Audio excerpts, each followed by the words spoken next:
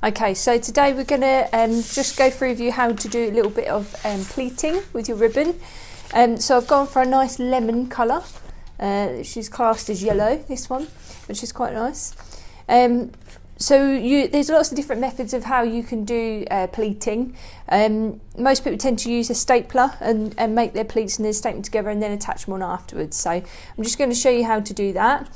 So you start with your ribbon as it folds, so you work with the fold rather than against it, if you know what I mean. And then you just want to get two pieces in your thumbs and bend one across the other, like so. You can leave a little trail at the end, it just gives you a little bit to attach onto. And then with your stapler, you're just going to staple the end, just like that.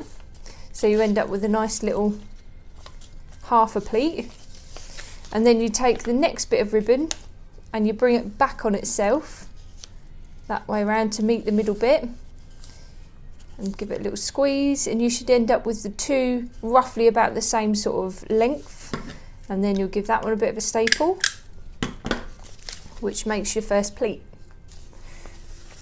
just like that. I'll show you the back and the front, and then you just carry on from there. So the next one, you come in front, give it a squeeze and a staple, and then the next one you go behind, give it a squeeze and a staple. So there you've made two pleats, and you can carry on doing that. You can also do, I'll show you an example, you can do large pleats like so, which gives you a very large pleat, or you can do a small one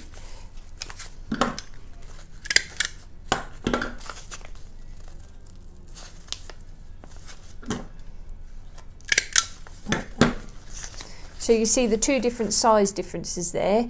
If you're going to use something that's quite intricate, like a letter or something like that, I'd probably say go for the smaller one.